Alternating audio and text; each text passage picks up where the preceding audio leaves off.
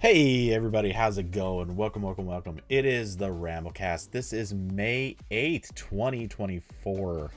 Why did we let it get this far? I'm your host, Cody Toombs. And with me, I've got wow, I just stumbled over that. I've got a Corbin Davenport, Hi. who is enthusiastic as ever. Oh yeah. Yeah, so how you doing, bud? Um, I'm present, and I did in fact watch the Apple event that most recently occurred. I did too. Granted, I only finished it like 15 minutes, no, 18 minutes ago. That's fine. I don't know. It probably was a little longer than that, but not by much. I look. I was busy finishing a review up until 5 a.m. and the thing was at 7. I tried taking a nap, and my phone. That I justifiably am getting angry at this. My phone decided to set the alarm volume to 14%. What? Why look. Big G. I'm going to avoid saying the activation phrase. Big G. What the hell? Come on. Pixel phone. Why is this a bug that has been persistent? I set the volume for the alarm, and then the very next day, the volume might just go down. Why is that a thing? Like that I feel like that should not be a bug that we have. But okay. Anyway, so I ended up sleeping through the announcement. But I watched it. I started watching it a couple of hours ago. Finished watching it a little bit ago. Yep. And there was in fact an Apple event where Apple talked about things, and we will now talk about them. Actually, I want to give them a little bit of credit because they didn't spend the first 10 minutes basically talking about sales figures. Apple TV. That too. But I mean, they still reference sales figures to an extent, just talking about how the MacBook Air is the number one selling laptop in its two size categories. Like, okay, you made a reference, cool, stock people are happy. That's a little bit, I guess, a little bit surprising to me. I don't know what their metric for that is, but I can see it making sense in the context of the M1 Air is very, very affordable. It has been very affordable for like the past year. So they've got that on the low end. They've got the current MacBook Air kind of around the $1,000 mark. That is probably more the category they're competing with. Especially since everyone else went up in price. Like, I think I was writing about the new Dell XPS laptops a couple weeks ago, and it's like starting at 1,300 or something stupid, and it's like, guys, you guys can't do this. This laptop doesn't even have a headphone jack. What are you doing? What am I looking at? So, I mean, I'm not gonna bother looking for too many specifics, but they said that the 13-inch was the best selling among 13-inch laptops, and the 15-inch was the best selling among 15-inch laptops. So the screen size is probably the defining category. Yeah, that's definitely their metric. Yeah, because I remember I think it was, I want to say it was an Asus laptop I was writing about, and they were like, this is the first 13.5 inch OLED laptop or something like that. And it's like, yep, when you're that specific. Yeah. Yeah, all right. But sure, guys. The thing that jumps out at me is, okay, well, what company makes a single model of laptop that is extremely popular and sold in a ton of stores? When you start narrowing it down, like, I can't name any one company. Now, that doesn't mean that Apple is a majority seller. It just means that in these narrow screen space areas, like if Apple sold, I don't know, let's say 20% of the market in those particular screen sizes, okay, well, if there are, 10 other competitors, it could be distributed evenly among them and Apple gets to still be the winner. But 20% isn't that big when you compare it. I mean, it's a big number for sure. It's significant. Yeah, I wasn't thinking about specific models, but that's probably it. Because like Apple's selling 3 MacBook Airs right now. I think so. Maybe like 10 SKUs across all of them. Meanwhile, Lenovo has like 70 million laptops. Also, Apple is not distinguishing in its own products. It does not distinguish between M1 and M2. Whereas that every single SKU from every other company is like, oh, we don't care that they, we are going to care that this one comes with this amount of RAM and that one comes with that amount of RAM. I don't think that matters in this case. I bet Apple is still outselling them, whether they count that way or not. But yeah, Apple famously did this with the iPhone also. They love to point out that, oh, iPhone is the best-selling smartphone out there. And they were comparing that against Samsung's Galaxy S phone, and it's like, okay, but if you count the S Plus and the S Ultra and the different versions, it's the better-selling phone. They just have more versions than you. And you're counting all your versions together. Guys, these are not the same. These are some sneaky accounting metrics. You're kind of lying. And then later Apple just overtook them anyway. But at least in the US. So anyway, iPad Pro. We got a lot of iPads this week. Not the mini. Apple still is going to let the mini stay there for a while, even though it's pretty old.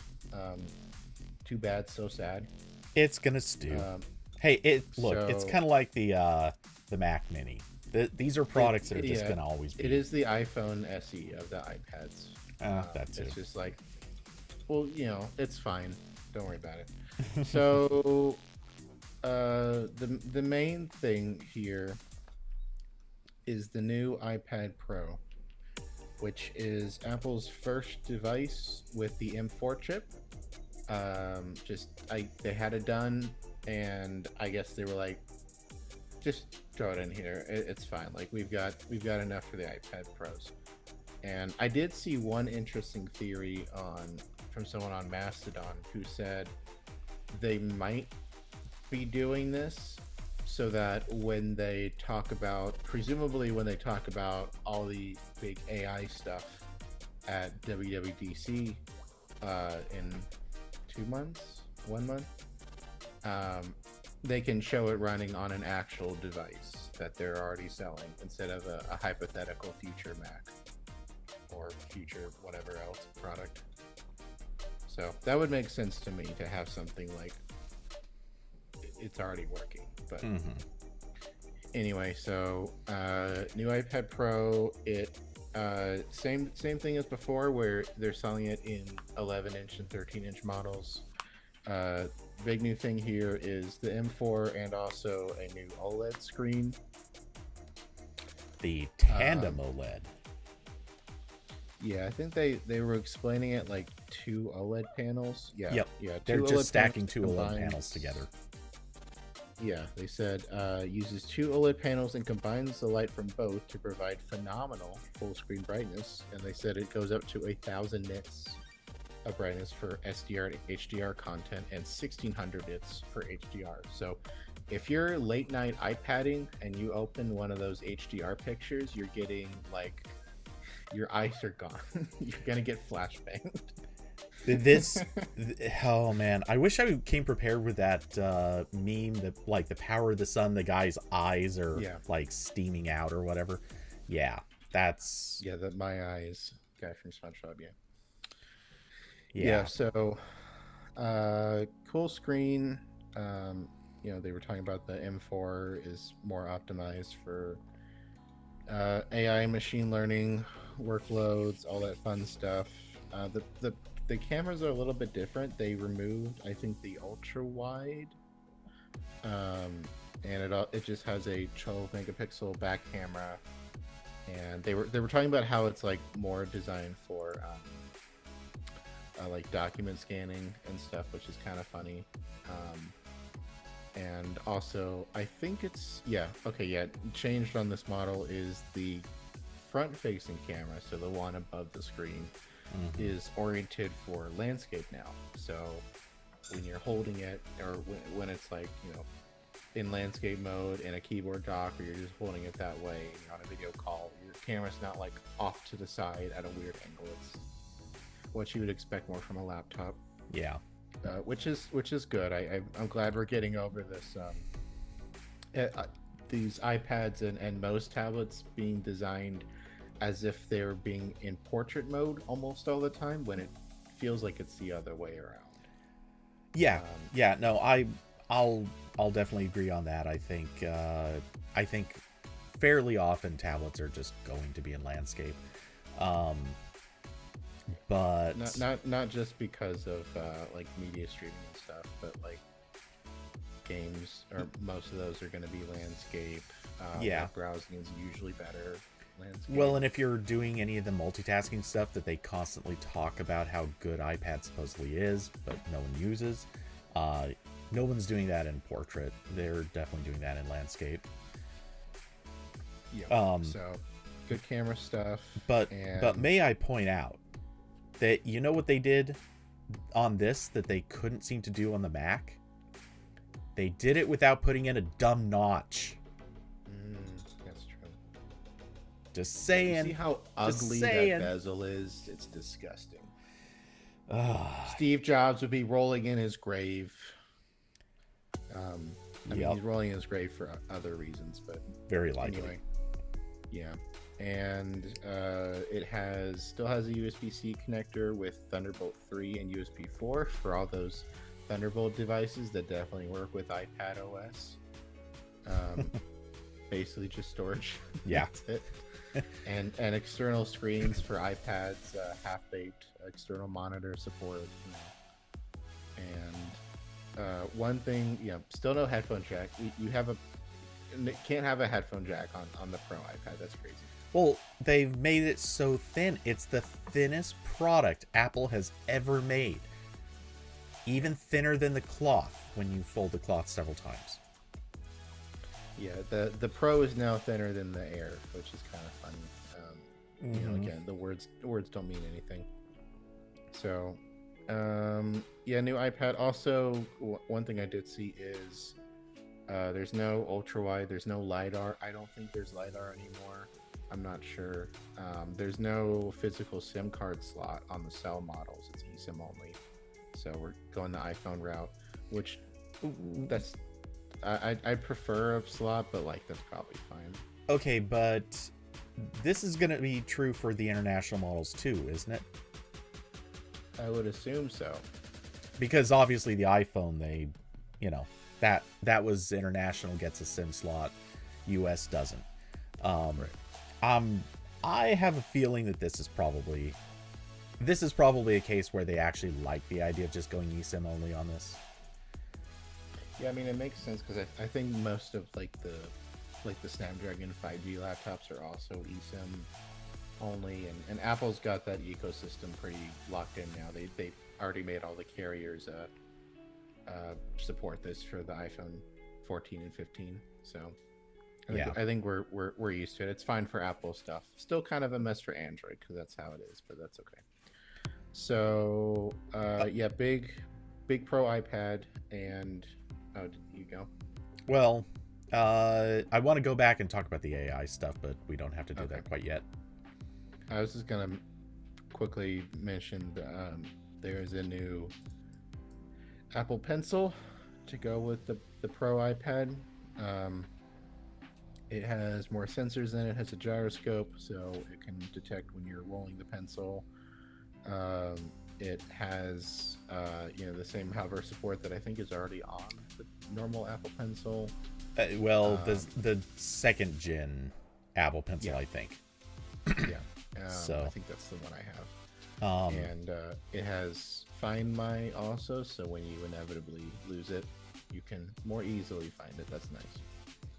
yeah, it also supports squeezing. So, well, squeezing, and it has haptic feedback, which I think is brand new. I might be wrong on that part, but I know the Has squeezing someone is new. has someone written the editorial yet about how Pixel did squeezing before the Apple Pencil Pro? Or I mean, it was before the Pixel. It was who did that? Was that that was HTC or LG did the squeezing, and then they made a Pixel. Oh, you're talking about the phone. I was gonna say, wait, Yeah, did Google do this with its stylus? No, which they no. don't sell one. Google doesn't believe in styluses. Yeah, Google is Apple in 2011.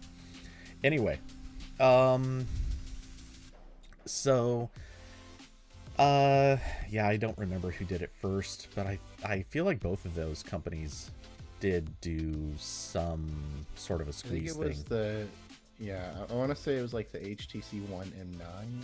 I think. I actually have one of those. It wasn't that, Uh, because one that of had a those metal weird phones. frame, like all Yeah. metals, and I think that was a bit unfriendly to squeezing. Um, But yeah, so new pencil. They also slightly updated the keyboard for this, so it's now closer to a MacBook keyboard. It has the same function, but not function row. It's like the alternate keys on the function row with volume and media control and such. And the touchpad is supposedly better. And yeah, that's iPad. New iPad Pros, and it starts at $999 for the 11-inch model and 1199 for the 11-inch with cellular service, and then the 13-inch starts at 1300. So very pricey. yeah, and if you also pile on some of the accessories, as many people have been enjoying pointing out, pile on the accessories, and this quickly climbs to the price of a MacBook Pro. Not even just like a MacBook Air, but Yeah. you can cross a Pro if you pile on like basically everything. Which I the one thing, everyone who says that, I just want to call them out on this one detail. Every single person who says that is including the Apple Pencil Pro, and I just want to point out, you can't use that on a Mac. So, these are not the same things. Just This is where the hot takes about the iPads become difficult, and sort of forming an opinion here, because like I can't say this is, obviously you can get several different Macs for less than this computer, which are going to overall be more functional, but there are a lot of things that you can do on the iPad that you can't do on the Mac, and some of those are Apple doing that, like forcing that, not having a single other product category that can use the pencil.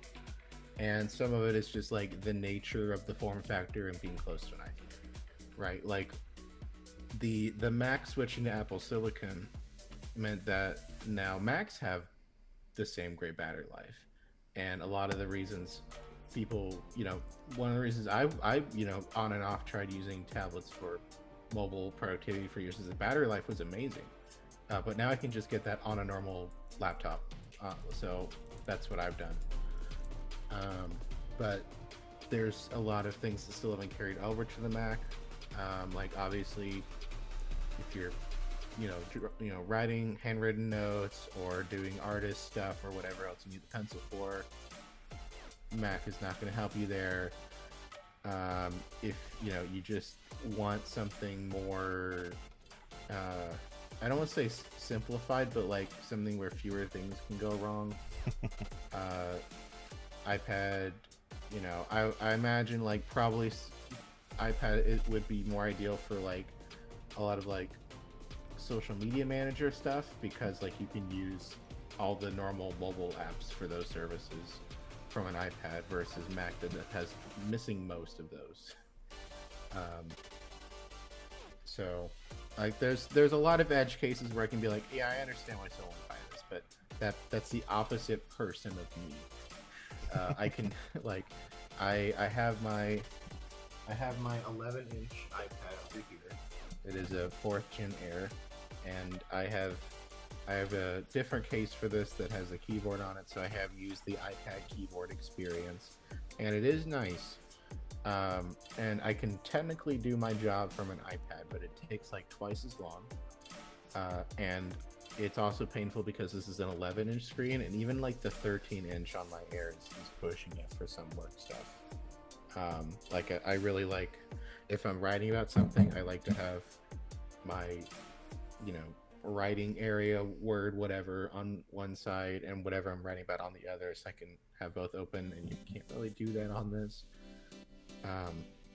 So I would have to get like a 13-inch iPad if I wanted to try to do work on it, but then at that point it's like, I should just buy a laptop.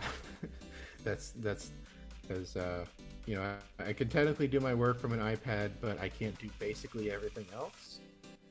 Like I could maybe work on Tech Tales podcast if I try to switch to the Logic on the iPad. I can't do any dev work really unless I'm like signing up for a VPS and throwing Visual Studio Code server on there and remoting in. And like I know some people do that stuff, but I that's not ideal for me. So Yeah. So, I mean, I'm hesitant to go with the like, why would anyone buy this stupid thing when you can just buy a Mac? Because like that's probably what most people should do, but I understand there's certain edge cases where iPad is way better. It's just not any of the things I want to do. That's okay. Yeah, I mean, this comes back to the classic at Diablo, exactly. Good for grandma. Good for. I don't think grandma needs the Pro.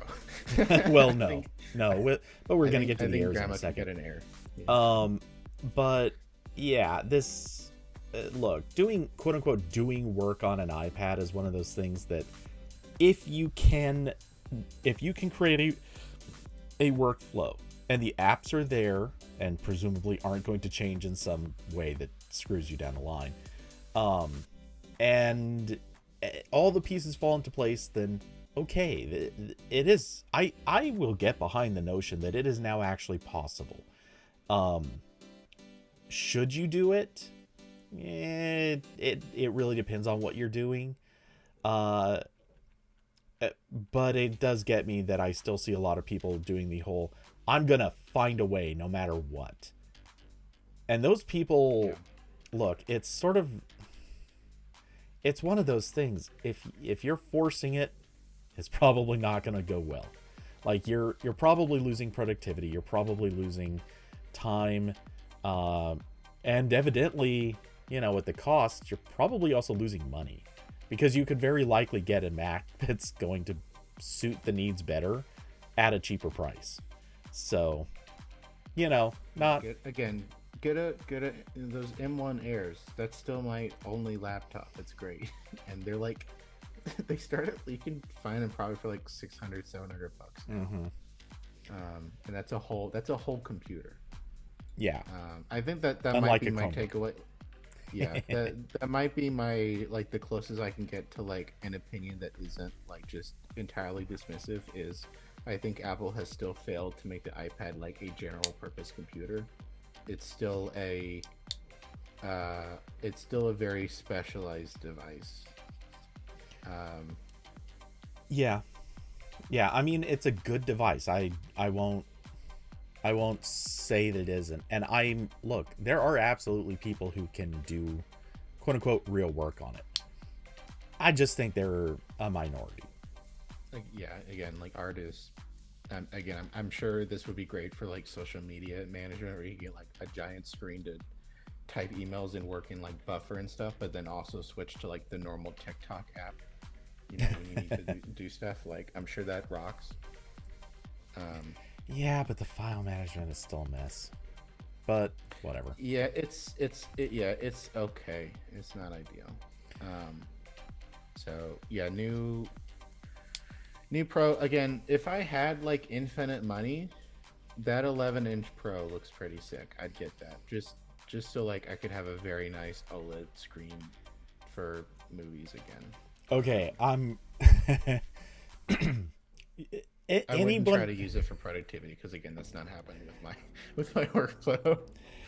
Oh, I deserve to be laughed at over the thing I'm about to say, but if I had infinite money, I guarantee one of the first things I would do is get the 13-inch Pro. Not because it would be a big 13-inch Pro to work on as an iPad, but because I would absolutely use it as a sidecar for my MacBook Pro. Yeah. Because the bigger screen, like, that's the selling point. I want the second screen on my MacBook Pro when I take it, like, to another room or something like that. If I'm not next to my ultra wide, give me that extra screen space. And I would just live with the fact that it is kind of a oversized tablet the rest of the time. I would probably prefer the 11-inch for regular use, but yeah, I'll go 13-inch or 12, whatever. I'll go with the largest size just because I would use sidecar a lot. Anyway, So yeah, that's the Pro.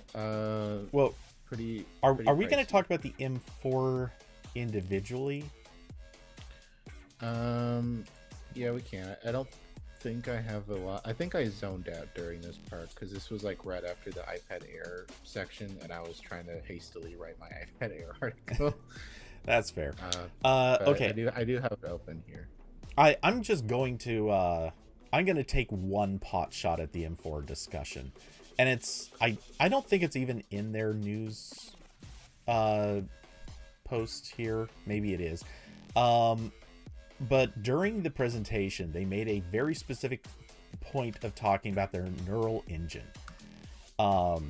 Which they tried taking jabs at other companies, saying other companies or others in the industry are just starting to add a neural chip to their processors, but we've been doing it for years.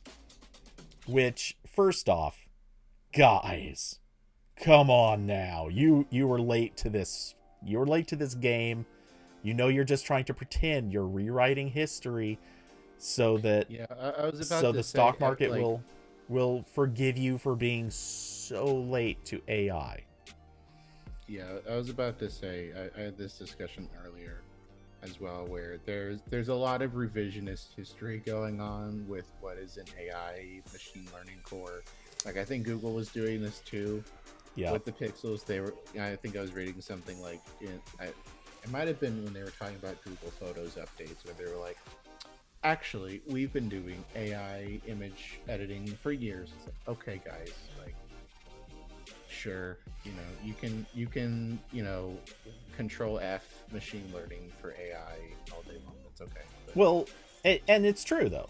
I mean, look, the definition of AI is, let's be honest, pretty vague. But what Google Photos has been doing, I mean, yes, they actually have had some AI based tools for a long time. Now, were these things that were running in the cloud? No. Well, actually, no. That's even that they did. Were these as enriched of systems? No. They were pretty simple. They used machine learning, which is a type of AI. They used machine learning to develop tools that they've been using for years. That is absolutely true. And Apple has not been doing this to the same level as Google has been doing it. This is why a big part of why everybody referred to Google as the big AI company for a while. That and the fact that they just kept saying, oh, we're investing deeply in AI. Then when the chatbots happened, it's like, oh, but we weren't doing that AI. We were doing other stuff, we swear. right. So We were doing the useful AI. Yes. We haven't quite got to the bullshit generator AI yet, but we'll get there this year, guys. Don't worry. yeah, we need to be able to generate the bullshit. Otherwise, the stock turns against us. But yeah, Apple is trying real hard to do the revisionist history here, and I'd like to know what other companies in the industry were supposedly so far behind, because I'll tell you who it is. It's not Qualcomm. It's not Samsung. It's not Google.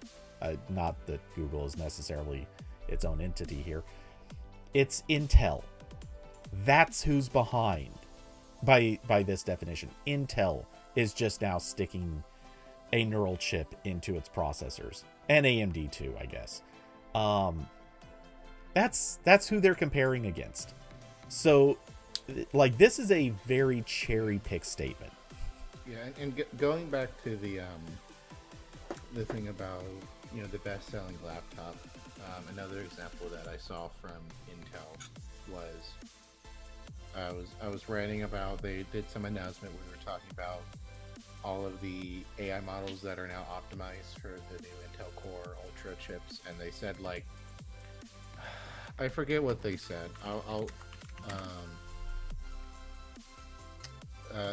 They said some here. Okay, wait, I got it now. Where did they say it? They called their chips the industry's premier AI PC processor, and then they said.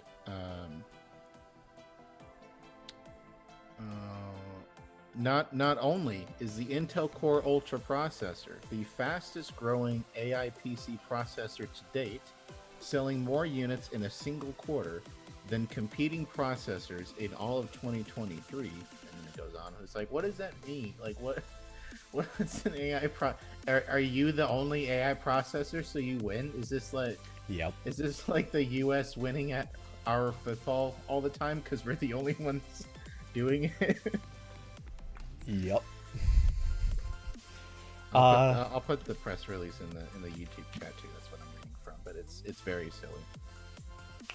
Yeah. So this is like when Trump gave himself a golf trophy for winning a tournament that he threw, and I'm not sure anyone else was even in.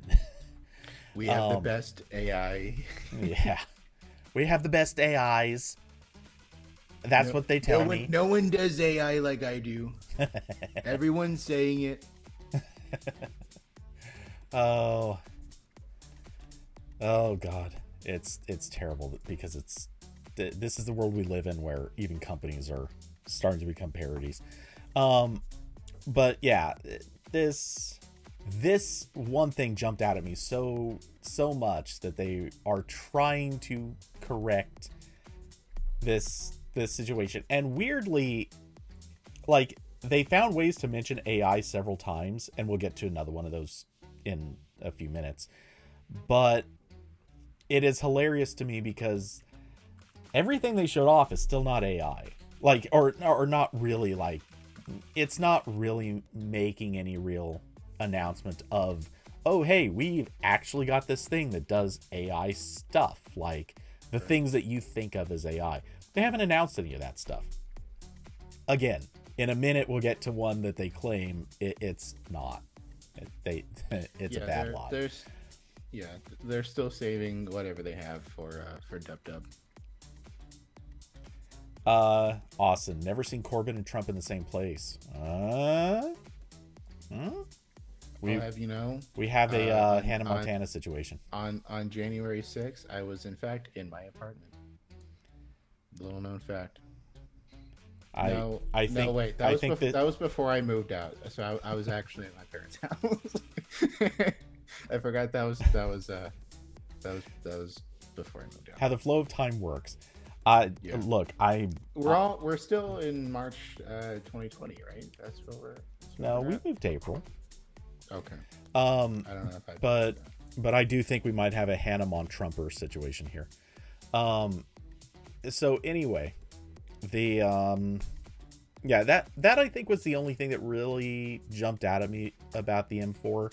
Obviously, like, they're hyping it up as, hey, we jumped straight to the M4 instead of going to the M3 on the iPad, which, yeah, okay, that was kind of an odd jump. I think I understand a little bit of why. This seems like maybe it was Honestly, I think they were kind of probably trying to get the M4 out the door so that they would have AI stuff to talk about, which is pretty much what you said earlier. Right. They had the M4 ready, and they had that new iPad Pro basically ready. So you're like, all right, just put it in there. We're done. We're going out the door. See, I'm actually going to sort of throw the counter at that. I don't think they had the M4 ready. I think they had I think they had a higher bin M3 basically, and they slapped an AI or an upgraded AI processor in it, and they're calling that the M4. I think they had a different roadmap for the M4. I know this is total conspiracy theory level, like just making crap up, but I would almost bet anything because they kind of rushed the M3 out. And now the M4 is hitting ahead of schedule. Like at this point, it kind of looks a little bit more like, and the M4, they didn't really talk specs or performance. No, I have their press. I'll put this in the YouTube chat. I have their dedicated press release open for the M4, and they're comparing it to the previous iPad Pro, which was M2. So the numbers aren't very helpful. Yeah, that's what I mean is they're not comparing it to the M3, and obviously we could look at M3 versus M2 comparisons. And I'm not doubting. Again, I'm not like I think that this is like a higher bin version of an M3. I think it is faster. I think it is better, but I bet it's not by that much. I do think it's interesting how they're rolling out these every generation of these chips outside the M1 has kind of been haphazard, like whatever Mac or iPad is ready to go, we're just going to put that in there. It's very weird as someone who like got the M1 Mac Mini like a year after it was out, even though it seemed like I guess there's gonna be an M2 at some point, but like I don't know. So and then they skipped to the M3, I think for the Mini. So definitely weird where Apple's doing this compared to when it was Intel, where they just like waited 3 years for every refresh. Yeah, because they didn't have the chips they wanted weren't coming out quickly enough, and now the chips started coming and they haven't stopped coming. So now they're putting it in whatever they have ready to go. So. Yes, and hello Richard. Just as a heads up, this is you probably have already noticed this or figured it out, but this is a tech podcast style of show. I usually do gaming on weekends, but if you're interested in the tech podcast discussion, welcome. But I'll play a game. I'll go back to playing Tetris. I figured you already were. Not yet. So yeah, M4. We'll see. We'll see what it looks like in a Mac, because again, you can't. iPad OS is still not really pushing those chips. Like this has been a problem for years now, where we don't really need more specs bumps in the iPad. Probably.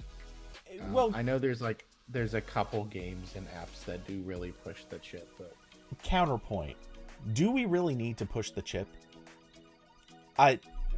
Bear with me on this, because as I see it, if it is cost efficient for Apple to say, sure, we'll just put the same chip we're manufacturing for the Macs, we'll just stick that into the iPads. If that's more cost efficient, and they're just putting in something that's effectively too powerful, but maybe they can run it more power efficiently that way, I'd say that's a win. May as well put more power in it if it's not going to cost them anything, and maybe it's better overall for battery life. That's a win. Power efficiency in here, so yeah, we'll see what it looks like when it's in a Mac that can be more accurately benchmarked. And actually, there's a Geekbench for iOS. I guess we'll see numbers there if we haven't already soon. Yeah, though Geekbench has at least several times in the past struggled to get what anyone can call accurate benchmarks, because the way iOS works, it does throttle things. Yeah. So regardless, yeah, could be good. Um. Let's see. Quick skim over this. I think that was about it for the M4 discussion. Um. Yeah, so we can talk about other The Air. iPad number 2. We got It's new so iPad light and airy, Airs. except it's heavier. Yep. So we got new iPad Airs, which are almost identical to the old Airs, except they put an M2 in it. The last one had an M1, and they're now 2 sizes. So you can get it in either an 11-inch or 13-inch size. And they talked a little bit about this in the event. I remember they said I think they said half of the people who were buying an iPad Pro get the larger screen. Yeah. I'm guessing because if you wanted an iPad with a screen bigger than 11 inches, that was it. So now they're bringing that option down to a slightly more affordable iPad Air. So, kind of the same logic as when Apple did the iPhone Plus. I don't know if that was with the iPhone 14 or the iPhone 15, but when they stopped gatekeeping the larger screen to the Pro model and just let you buy a normal iPhone with a big screen, much to the applause of grandparents everywhere. So now you can get big iPad, but not necessarily spend $1,000. Actually, so the 11-inch the 11-inch Air, sorry, my brain stopped, is still $600 starting price, and the 13-inch Air is $800. So that's still a lot of money, but not quite as much as a Pro. So if you only wanted the big screen, now there's more options. Yeah. And most everything else is the same. They did move the camera over to the landscape side, like the Pro and the 10th gen iPad that I think was from last year. So now they've got all the iPads with the horizontal camera position, and they said, scrolling. Yeah, M2 bigger screen as Wi-Fi 6E now. The cell model has 5G. I think these are also eSIM only. It supports Apple Pencil Pro or the normal second gen Pencil. And yeah, so that's your Air, and they updated. I think. I guess they didn't update the keyboard this time because it looks like the same. Yeah, I don't remember them mentioning the keyboard. Yeah, they talked about it for the Pro, but this is this still has the no function row or anything. Okay, maybe I didn't hear you say it right, or maybe my brain clicked out for a second. But the new the new Apple Pencil Pro works with both this iPad Air and the new iPad Pros. Yes. Which I'm just going to go out on a bit of a limb here and predict that is... I think that this is going to be the path forward. I think that the old first-gen Apple Pencil probably has had its last iPad. I'm hoping.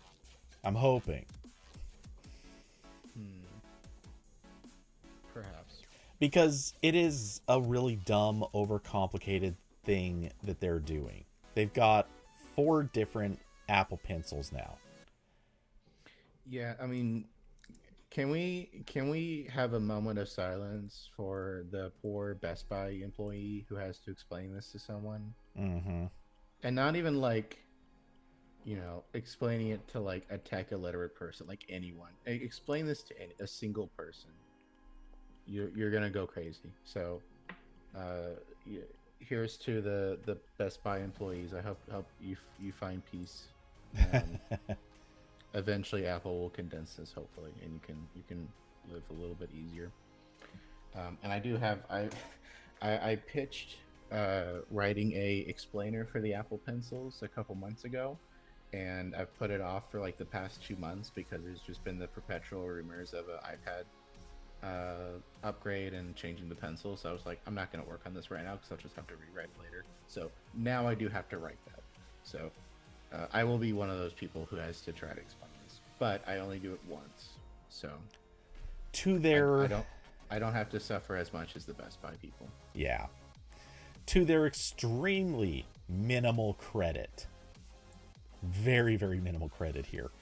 I will say at least the page that you can look at on the Apple Store for the pencils, if you go to the shop page, there is at least a very clear, specific chart on which iPads each pencil works with.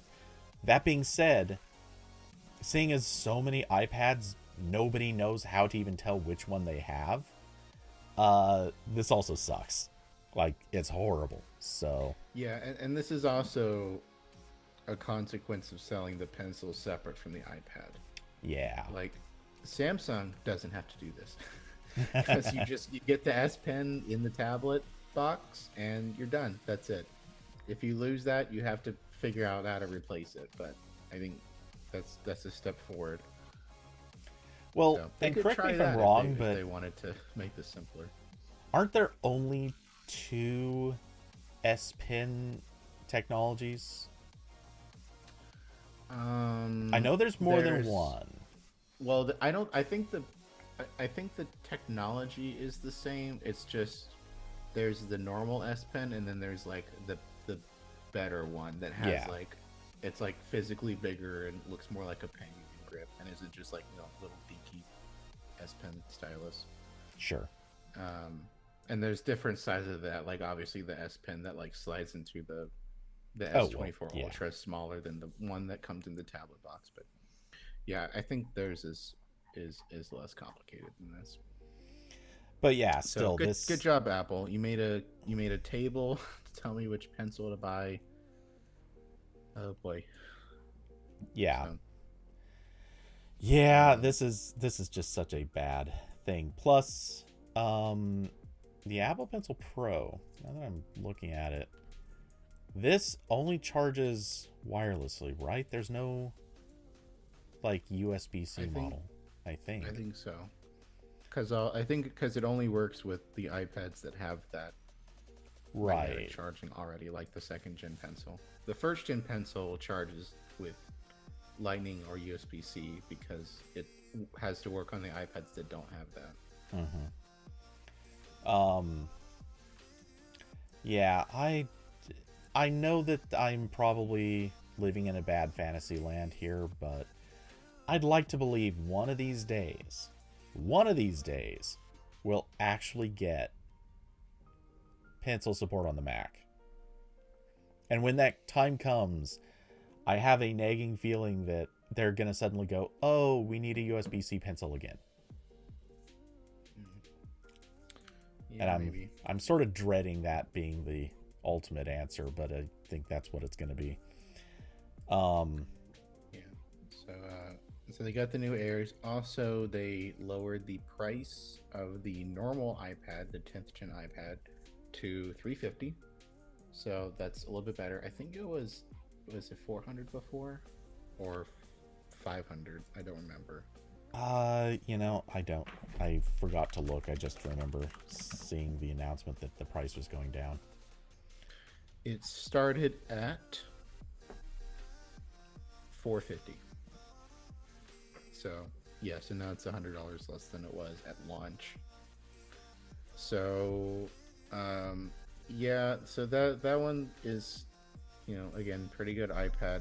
I was briefly looking at it because my 4th gen Air is kind of it's busted up just a teeny bit because I got it very cheap on Swap a while ago. But then I remembered, if I buy this, I can't use my Apple Pencil with it because it uses the different one. So I'm just gonna keep my Air. It's fine. What I love is Apple's poor decisions here have actually cost them sales. Yeah, I was gonna unnecessarily buy an iPad maybe, but now I won't. Does Apple Pencil find my support? I think only the new Pro. Yeah, it's only the new one. Yeah.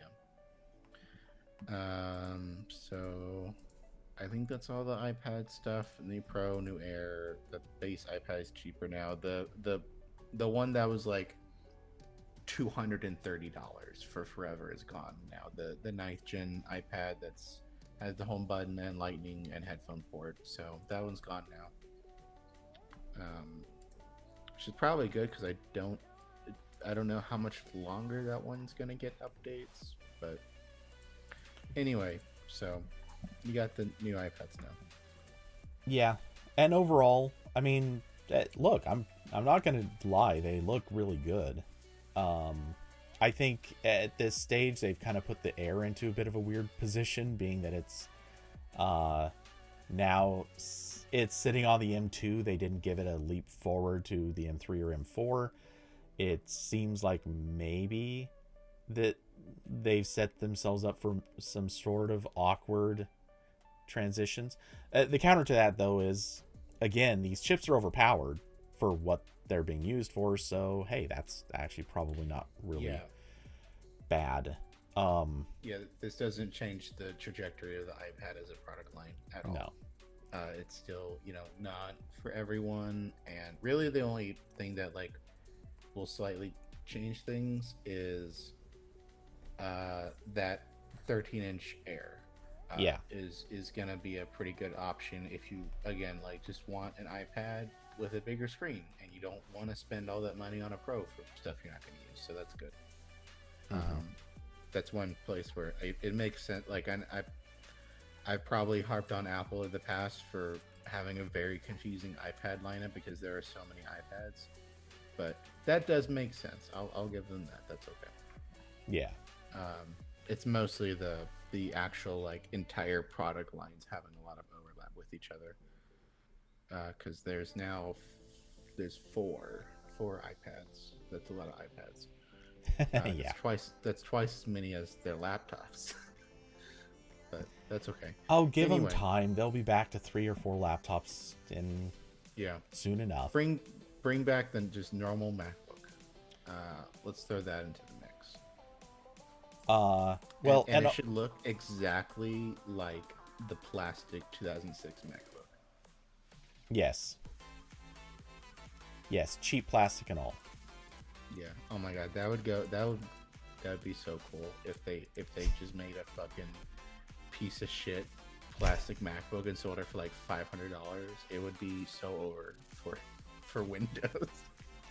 That's actually true. They're not gonna do it, but I would enjoy seeing that, and I'd love to be a fly on the wall of Lenovo when that happens. Oh yeah, no, that would be pretty devastating for them, but I'd love to see them try. Kind of, yeah. So along with the iPad announcements, there were apps. Oh boy, were there app announcements. First they announced Final Cut Pro. There has been a Final Cut Pro for iPad for a year and a half. Yeah. They announced a second major version of the Final Cut Pro and the Logic Pro apps for iPad, alongside smaller updates for the Mac versions of those apps. That have some of the same features, but not all of them. Yeah, so Final Cut in particular gained, actually, strictly speaking, Final Cut gained a whole second app. They now have a Final Cut camera, which I'm just going to reference that really quick because it's a thing, but I don't think it's actually that interesting. Basically, it is a camera that you can use that will feed directly into an iPad. Effectively, there's not really a lot more to say about it. It is just a camera you can use to feed into an iPad. But the Final Cut Pro app for iPad, they've now added live multicam support, so you can have up to 4 of those iPad camera apps feeding into an iPad, and you can switch between them with a tap, which it's cool. You know, there are ways that you can do that, obviously, with PCs running typical software and hardware. Yeah, I did see one app dev on Mastodon mentioning that they asked for like a multicam API like years ago, and it didn't go anywhere. But now it's there, but only in Apple's app. That's not an API any other apps can use right now. Yeah, And it's also I mentioned, I saw on the press release for this, they say the Final Cut camera app is compatible with iPhone XS and later, but you do need to be on iOS 17.4 or later. So in theory, if you really wanted to do this and you didn't have like all the cameras set up, those are pretty old iPhones. You can get those on Swap or eBay for not a lot. Yeah, which is, I mean, that's cool.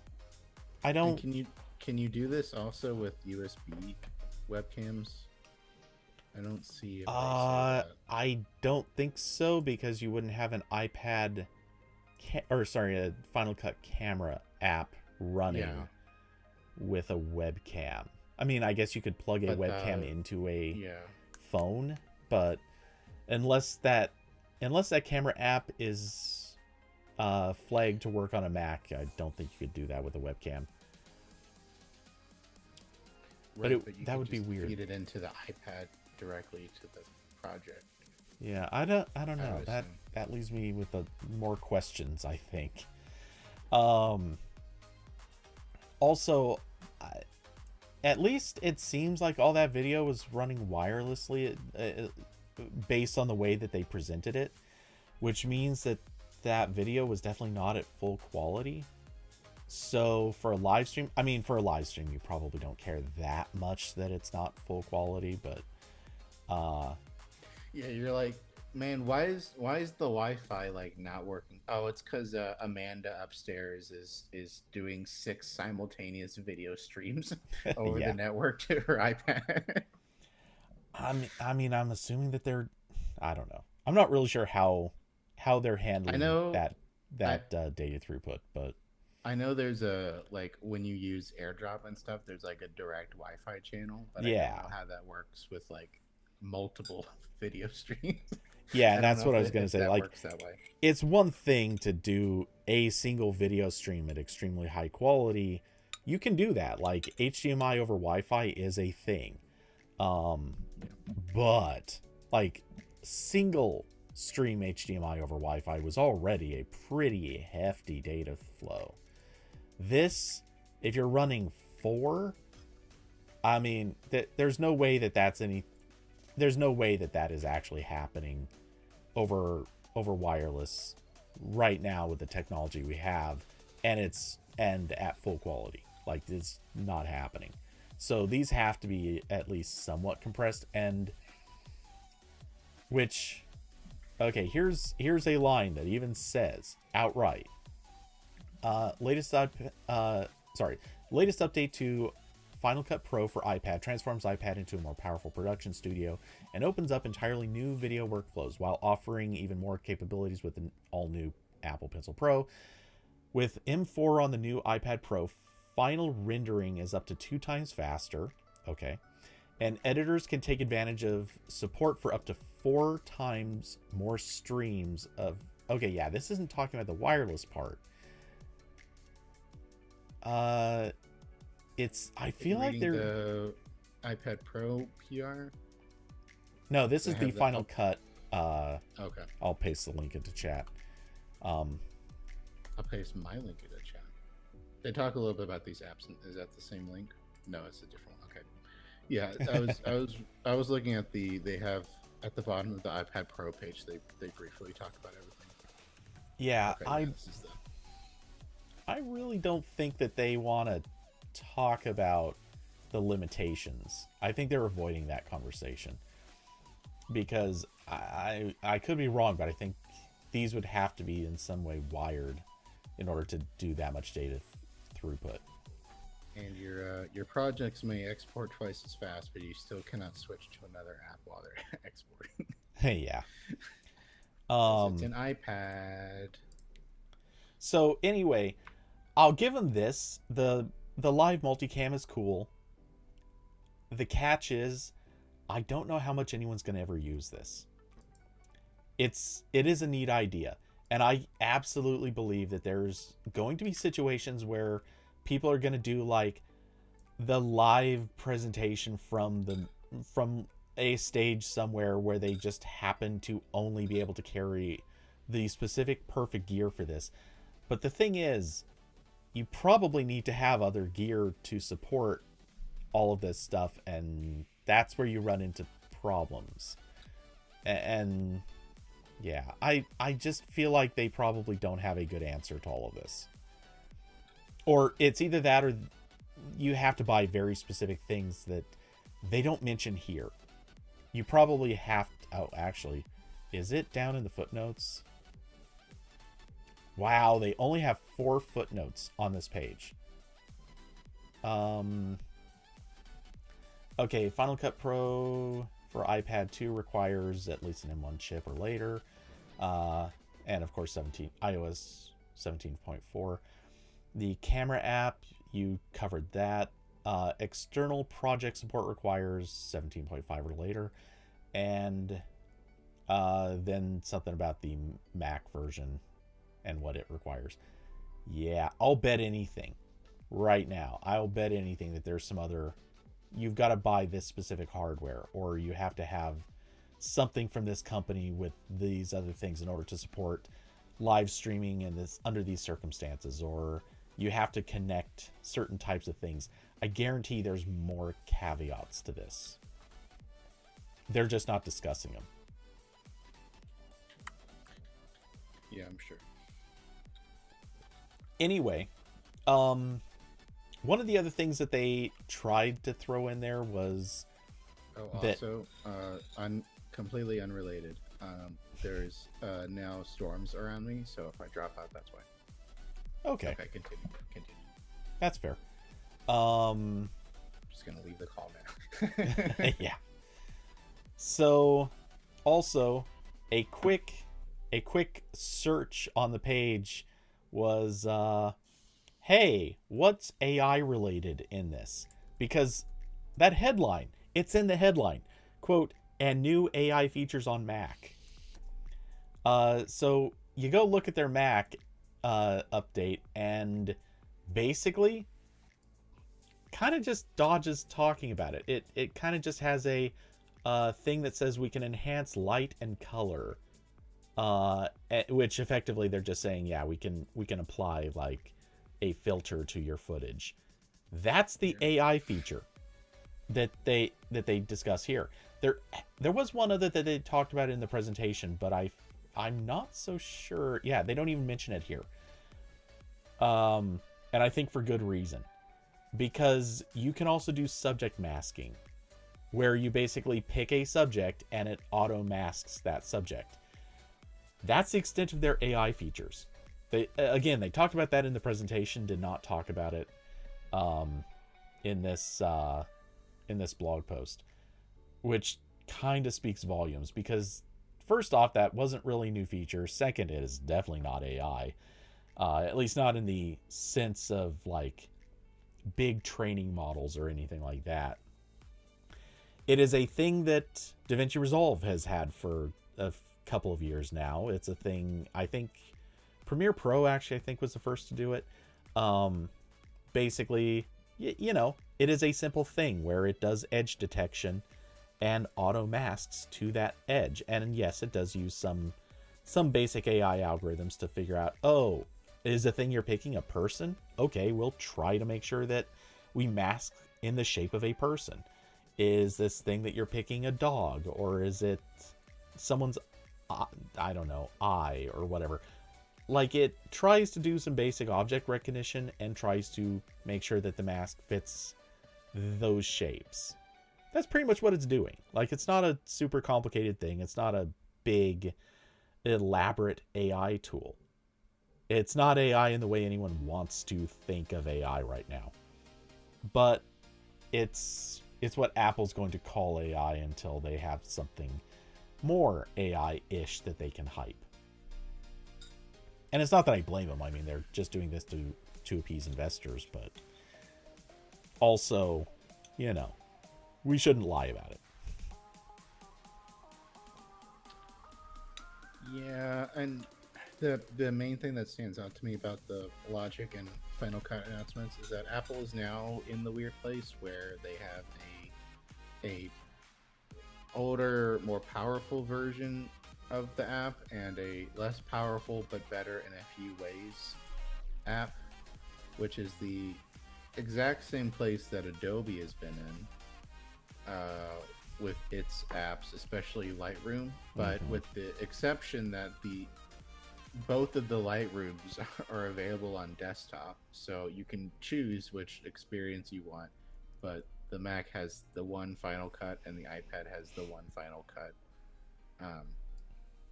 So I don't really, I know there's not like a good option here because this is just how software development works. Like they can't just put everything on the Mac app on the iPad unless they put Mac OS on the iPad. I'm throwing that out there. That's still an option. But it's not ideal. And there, I don't think storage there's an ideal space, option. 2 TB model. Yeah, and every option here also just annoys everyone, so I don't think there's a winning equation here, because you can just ask the Adobe customers how much they like Lightroom. A lot of them like it. I've used the new Lightroom for years, and after they added watermarks, I'm fine with it. It was the watermarks missing for like 2 or 3 years. That was really bad. Well, I don't use Lightroom anymore, so there is that. But yeah, in general, I mean, there were features that I really liked from Lightroom, but I hated using Lightroom in general. Their whole catalog system, honestly, I hate it. Hate it still, hate it to death. There were aspects of it that I get why it was a thing, but yeah, let me just manage my files my own way. Anyway, so we got the Final Cut, we got the Logic Pro update, which I use Logic Pro sometimes, so I know some of what they're talking about, but not really, because they're focused on the music stuff. Yeah, I was gonna say I understand a lot of it, but I honestly did not really. I understand the words they're using. Some of them. Well, yeah. I didn't really absorb anything from their presentation. I watched it, but this section just kind of, my brain just glossed over it and shut off. Yeah, I don't think I watched when they were talking about this in the video. I think I was writing something, but they do mention in their press release that they have some more like virtual backing band stuff, which is cool. And the part that seems really cool to me is they have a new stem splitter feature where basically their pitch is you can take a not ideal recording, like they mentioned that like a live show recording or just something with vocals and like random instruments or other sounds in the background, and it can isolate each of those into different tracks for you. So the screenshot they show off has like you inputting an audio file, and it splits it into vocals, drums, bass guitar, and other. And then once they're on different tracks, you can obviously like mute them or change the individual volumes or do whatever else you want, which is very cool. I would like something like this for just voice isolation. One thing that I isn't really in Lightroom is in Final Cut there is a like voice isolation filter for like videos and audio tracks and stuff that works decently well. It is similar to like the NVIDIA broadcast AI filtering stuff, but that's not really in Logic as far as I know, which is a little bit frustrating for me personally, but that's okay. Oh, you're gonna hate me for doing it. So You know that thing that I keep telling you to try, DaVinci Resolve? Hmm. They kind of have it. Yeah, I know. I think that one's only in the paid version, but still. Yeah, and I go back and forth on whether it's good or not because Audacity had like a very basic version of this, and I was trying also Final Cuts for a while, and it is like a trade off where you can either have that where the voice sounds maybe a little bit fucked up, but there's no like weird background audio at all, or you can do what I've been doing, which is just noise gate, where voice is crystal clear, but while I'm talking, you do hear like my AC running sometimes. So it's a Yeah. give and take. Maybe one day I'll actually try to have a good recording setup, but in the meantime, I don't care. And Curvy, You're getting noise gated. Lol. yeah. And Curvy asked, "Is the Logic Pro update rolled out on Mac yet?" No. Um, I just checked mine at least, and it isn't. I don't know for sure, but I got the impression that this was. I'm guessing, but I think this is all stuff that's going to roll out next week because that's when the iPads roll out. They But said in the notes they say May 13th. Yeah, I just for found that. Logic. Is that on the final? Where does it say it? It wasn't in the final cut. Yeah, they Uh, didn't have a yeah, date, at least not in the footnotes. Maybe they had it up above. yeah, the notes just say will be Oh. available as a free update. It does say, sorry, available later this spring for Final Cut. Okay. That's in the pricing and availability section. Yeah, and Logic. Oh, it was in Logic Pro's pricing and availability section too, not in the footnotes. Sorry, my bad.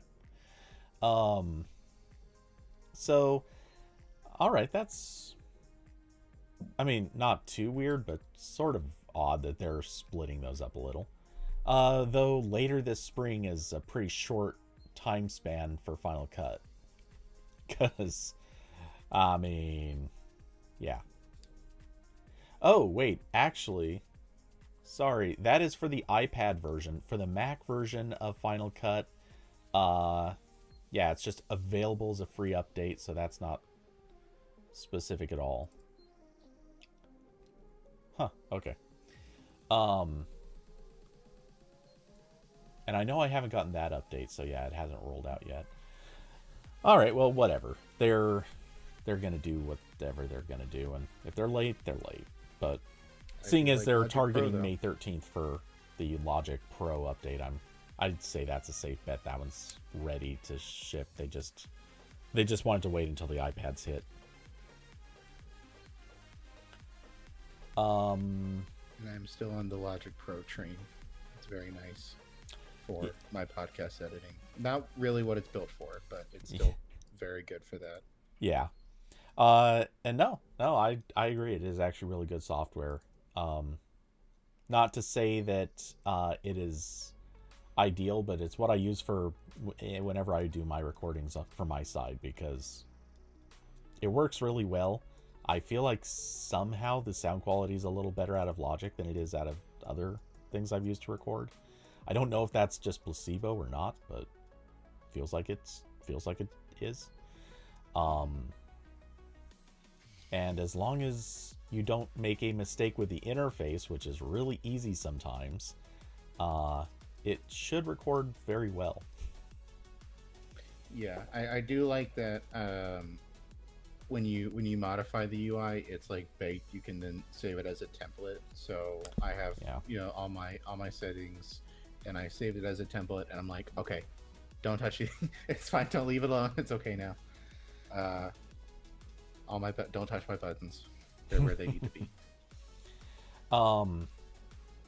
Yeah, and I know that this is diverging a little bit away from these in particular, but I do kind of hope that now that we've seen this stuff, I hope to see DaVinci Resolve get a couple of these features too, because it already has like an iPad an iPhone and iPad app there's really not a lot of reason that it couldn't do the multicam stuff too.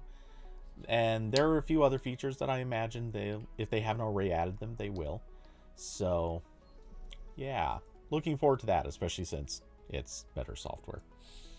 Um, anyway, so did you have any other thoughts on iPads, Final Cut, Logic? No, if someone wants to buy me iPad Pro, you're more than welcome to do that. I can't justify it whatsoever. Yeah, it's in exactly the same camp for me as like a Mac Studio, where it's like I want it. I can no justification whatsoever. I can't even like get close to because like I would like a Mac Studio, but I'm not even close to like maxing out my M1 Mini. It's too good of a computer. I don't know why, because it's the cheapest. It's like the base M1 chip from 4 years ago. It just has more RAM. I got the 16 gig. Great computer. Okay, I've absolutely pushed my M1 Max with 32 gigs to its limits, but yeah, we do different things. Yeah. It's like video editing, or like what is the thing you've seen it crumble apart the most on? Well, I wouldn't say crumble apart. I would say that I pushed it to the reasonable limits here. And honestly, like, really, the easiest answer is I have a lot of Chrome tabs open while I edit videos. There you go. And in all seriousness, this has actually happened. I've actually had DaVinci Resolve open and editing videos while I've also had Android Studio open. I'm not doing anything with it, but it's open. And I've had, I forget now if it was Idea, which is basically another version of Android Studio. It was either that or Visual Studio for Mac. One of the two was also open while I also had Chrome open. Honestly, like, just have Chrome open and there's like there's a good at least third of your computer dedicated to that. But yeah. Yeah, the most I've seen it start to shut down is virtualizing like Windows games. That's very quickly kills it. So if more of those games ran under Parallels or Mac just had games, then that would be a justification for me. But neither of those things are true. So, let's see. I also look. It's not the worst software or anything, but OBS can be a bit of a system beast. Every once in a while, I've seen OBS like really drag down the computer. And some of this is also just the general pile up of other things, like having Discord and Slack open at the same time, having, let's see, maybe more than one browser open at once, stuff like that. Like, I pushed this computer to the point that I can definitely get it to slow down, but not to the point that it's crumbling. So I think that's the best way to put it. And I haven't tried a whole lot of games on it. I've tried a couple, and yeah, they don't run great. But it's all stuff that was built for Intel. I've never tried... I don't think I've ever really tried any games that were actually, like, legitimately designed for M1. Or, well, maybe not designed, but at least compiled for M1. Yeah, I think I have 2 games that are M1 native. I have a Tron game that is a like visual novel, so that's not really pushing the computer. And then I forget the 2 Point University. That's like a college management simulator game from the 2 Point Hospital people. That is M1 native. And it does it I can tell it pushes it a little bit on the later levels, but it's still pretty good. But Yeah. Anyway, so I would like a Mac Studio, but I absolutely do not need one whatsoever. Um, Well, I would like a Mac Pro, but honestly, I don't think I would the Mac do a whole lot Studio with it. looks funnier though. It It's does. just it's just two minis they put on top of each other. Yeah. Um, okay, so we've been talking about tablets. Let's keep talking about tablets. I mean, that it's Okay. been tablet week. Um, Yes, I can make fun of the Pixel tablet and then leave. That's a great night for me. So I need to open my article. Google had an event, or not an event. I'm sorry. They had a embargo on the day of the Apple event. I don't know why they didn't move it, um, because they told me about this embargo a while after Apple's event was announced. I So think this was on purpose, it could have been. It which could have is been. dumb, But but they announced they announced the Pixel 8A, their new budget phone, which seems good. So maybe don't try to hide that. Um, Pixel tablet, sure, yeah. So this is the funniest thing Google has done in a while. On the same day as Apple's releasing all their new tablet stuff, Google re-releases the Pixel tablet, the tablet that no one bought. So maybe someone will buy it again, or buy it this time, I should say, not again. No one bought it the first time. well, I think people are buying it this time, but only because there are trade-ins that are actually worth doing. Yeah, But yeah. we'll get to that. So the Pixel tablet, if you don't know anything about it or forgot, because it's very forgettable, it was released last year.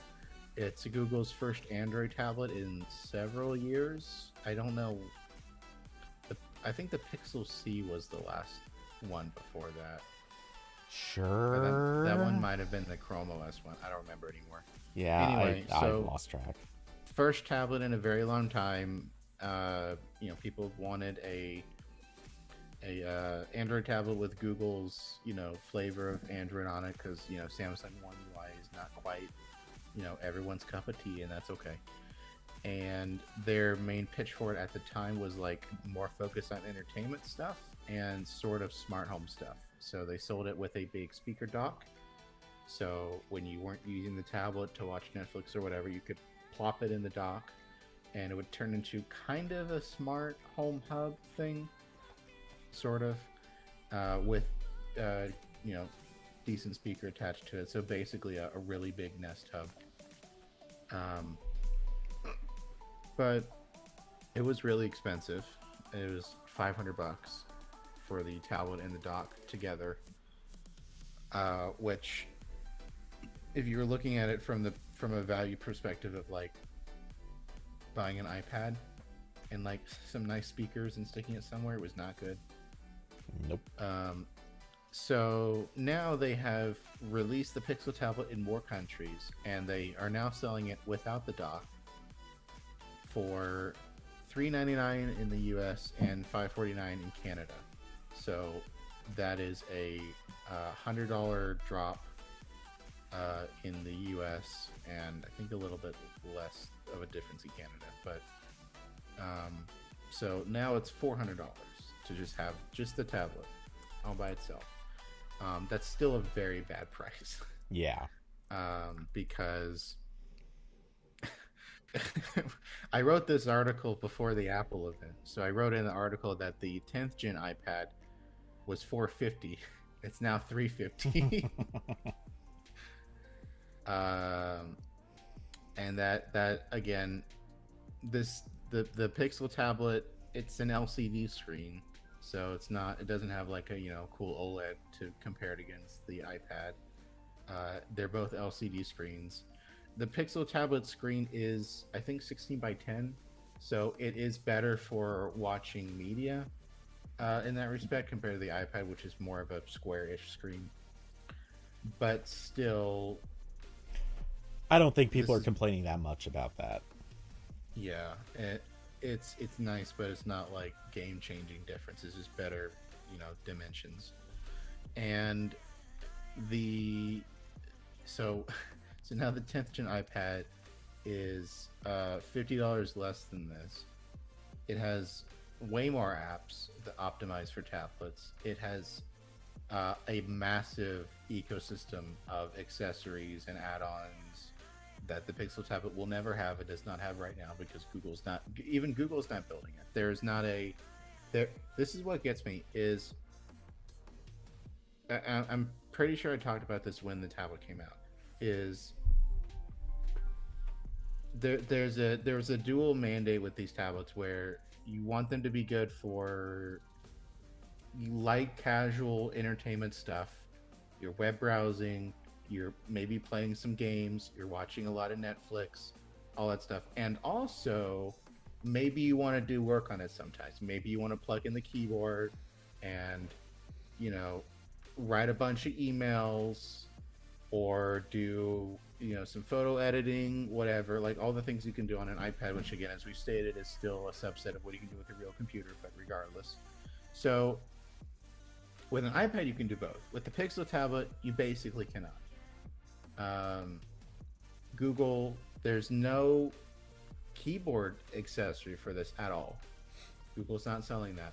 There's no official stylus for this. It does work with generic USI 2.0 stylus, so you can buy one and it'll probably work fine, but Google's not selling one, and it doesn't seem like the software is really optimized for that.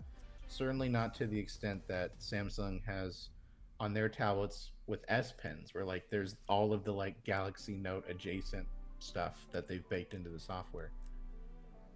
So this isn't really a tablet to like do productivity stuff on. I mean, you can get like a Bluetooth keyboard and mouse and go to town because it is Android, but it's not like really built for that at all. And again, like this tablet, it also Pixel tablet still doesn't have USB-C video output, so that's not something that a lot of people are going to use, but it's still like it's something that Samsung and Apple's tablets both have. So there's a lot of these little things that are adding up to the point where I don't think you should buy this unless you specifically want a Google Android tablet. If you're like, Pixelmia, if you want, bootloader unlockable tablet. If you really do not like Samsung's take on Android, but you still want an Android tablet, sure. Like it's not. I'm not saying it's like a total waste of money. It's just not a good value whatsoever. And I think still there's not going to be a lot of people buying this because Samsung has better tablets for your money. The 10th gen iPad is now $350. So yeah, outside of maybe slightly wording a few things differently, it's not like I could have any other opinion here. The value proposition is not good when compared to other products. Like if this was the only tablet for Android, the story would be a bit different. But it's not. Samsung has it beat in at least most ways. Though, in which particular tablet you would get from Samsung might be a little bit complicated. And you might end up paying more to get something that's going to suit you, but maybe not. But then when you compare it to an iPad, like it feels like a no-brainer. Obviously there are drawbacks because it is a lockdown iPad compared to a less lockdown Pixel tablet. Right. The general tablet app ecosystem is better on Apple, but also Apple still doesn't let you have most emulators. Yeah. Or however many other app categories that you can put on an Android tablet. So, there are reasons, but it's not enough for most people. Carson, at least you could get firmware updates with the Pixel tablet, unlike Samsung. Samsung tablets are okay as software updates. Google is better.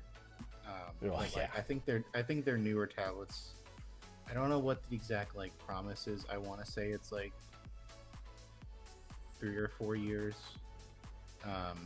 It's never been as good as their mainstream phones, but and neither of them are as good as the iPad. Also, so Yeah. it's annoying. I wish Google would actually try to compete here, but I think they made a good tablet once, and it was the Nexus 7, and then they decided to just never make a good tablet again. They just decided that, and the Nexus 7 wasn't like the flash memory died on half of those things. Oh God, I know. Because I didn't have a Nexus 7, but I did have the other tablet Asus was making at the time, which was the Asus Transformer TF300, and that thing slowed to an absolute crawl after like 4 years. Oh yeah. Completely unusable. Yeah. But the children yearn for a new Nexus 7. Maybe that's the editorial I should write at some point. Is just no Nexus 7. Actually, yeah. Yeah. Because like I've been saying this for years, and so has many other people. People are saying new Nexus 7, but like really, I don't get. The only reason I see Google is not doing it is because they don't want to do race to the bottom, and they're like still kind of trying to position the Pixel as like sort of premium, but also this is the same company that sells like, you know, Nest speakers that just sort of accumulate in your home. That just, you know, they pop out of nowhere. They cost nothing. So yeah. I don't get it. Like I do think if they tried to make like a Fire tablet, but more expensive and slightly less crappy, it would have the full Play Store. And from what I understand, Google still has a pretty robust like parental control lockdown system stuff. I don't have kids, so I've not used that personally, but it seems pretty good. Seems comparable to what Amazon and Apple have. So, I don't know. I realize Amazon even had something for that. Yeah, I mean, it makes sense that they do. It's just now occurring to me. I've literally never heard about it. Yeah, I again, kids, I don't know a lot about it, but it's the same sort of like app lockdown stuff and like timers on how long you can use it and that kind of stuff. Austin said, honestly, Google needs to fix the software on tablets before they update the Pixel tablet. What's the software issues? I'm out of the loop here. I assume part of what he's talking about is what Diablo mentioned just above. You don't have things like tap to cast where you can start something in one place and then send it to like your tablet. Or, you know, from your tablet to TV or whatever. So, you know, casting is still kind of a broken experience. I would also argue that there was a lot of stuff that you can do on, let's say, your Nest Home, where it's stuff that doesn't work on the tablet. And, you know, if you're going to sort of position this as the upgrade from a Nest Hub, sorry, I call it a Nest Home. If it's supposed to be an upgrade from the Nest Hub, then maybe it should, I don't know, do the same stuff at least. Need more continuity features like Apple. Yeah, Carson said that. Yeah, these are just starting points, but make Sidecar but for Chromebooks. Oh God. Or I mean, I feel like this one's kind of a given. You also have to do this with the apps. It's the same thing that we've said infinite times. If Gmail looks like the phone app on your tablet, well, that's a bad thing. This is the thing I've said the most. We've had this stupid conversation like 500 times. Yep. It never gets fixed. And I remember when I was writing about this at one point, and I had to do a interview call with like someone on the Google Play team because someone else at XDA got busy, so the call got pushed to me. And I was talking to them about the fact that there's no optimized apps, and this must have been in like 2020, 2021, I don't know. And they were like, yeah, we're working on that. Mm-hmm. Sure you were. And we got a different Play Store UI for bigger screens, and that's really it. I don't know if Google ever really did much else there. Well, honestly, somebody could do an editorial for this, and what it should be, and I wish this was a joke, it should literally just be link to article, just all the articles that a particular website has done about, wow, this experience sucks. Just nothing And but also, links to where it has already been editorialized and discussed. And how about links to the podcast that the same site has done? By the way, at this point, I'm basically just talking about Android Police. Because I can't count how many times we had that conversation on every iteration of the podcast that the company ever had. And I'm even assuming the current group has probably discussed this. Every time someone wrote that it was finally going to change, yeah, just over, it's literally like the Android version of like Voyager 2 leaving the solar system. You could just say it like 30 times. And first it was like, oh, the Play Store is coming to Chromebooks, so now there'll be more Android apps optimized for large screens. No, that did not happen. That doesn't matter that there's now like millions and millions of Chromebooks with access to the Play Store. App devs are still not doing that. And then it was foldables, and it's like, yeah, some of them look slightly better on foldables now. Like Carson shared that link, but it's like that like solves the issue for like 7 to 8 inch tablets, and then after that you keep scaling up that foldables interface and it still looks kind of silly. Like it's like I clicked on that link and it goes to I'm laughing at this Google Docs screenshot of it's just the phone UI in one. It's all of these are one column UI. That's it. Like, look at that Google Docs screenshot and then go to the Play Store and look at what the Word app looks like on Android tablets. It is a lot better. And for that matter, like that, I remember when I was using Android tablets, I had like the Outlook app on Android tablets was pretty good. All the Microsoft Office apps were great. A lot of this is still pretty silly. Yeah, wow, look at that Google app. Ugh. Yeah. Is the Google Home app still? Oh, the Google Home app. Oh yeah, that's been a disaster. Oh man. But well, there's no but. Like, there's no excusing this. In some cases, I can forgive certain things. Like, look, no matter what anybody says, the Playbooks app obviously should have a tablet interface. It should have it doesn't need to be complicated. It's the sort of app that would really have an easy time with a tablet interface. But if it doesn't have one, I kind of get it, because that app gets like barely any real support. It is, and it's fine when you're reading when you're reading the book. It does the two pane. It's fine. You're looking at the main screen for like 10 seconds. Yeah, so I can forgive that, and I can forgive others. There are other apps where I'm just not that worried about it. And it might seem weird, but like stuff like the Pixel Recorder. Okay, does that not have a good tablet interface? Woo! I don't care. Right.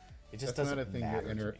Yeah, there's a difference between those and the apps you're like interacting with day after day for like an extended period of time, like the Google Docs or Gmail or. How about Contacts? That kind of. Yeah. Contacts. That is the type of app where, look, you could just do so much with that much screen real estate. You could have a lot on there and make it actually usable, instead of just a very awkward, very obviously broken interface. And I get why it is the way that it is, because honestly, I don't care what anybody says. The SDKs that have existed for trying to build these interfaces, they haven't been good. They've gotten better in some ways, and if you're looking at stuff like Jetpack Compose, in theory they're kind of better, but they don't really handle that, like that situation where it's supposed to render well on a phone, on a foldable, on a 7-inch tablet, on a 10-inch tablet. Like as you keep going, you really just have to build different interfaces. And that's understandable. Like, you kind of have to. You should have to do that. That's okay.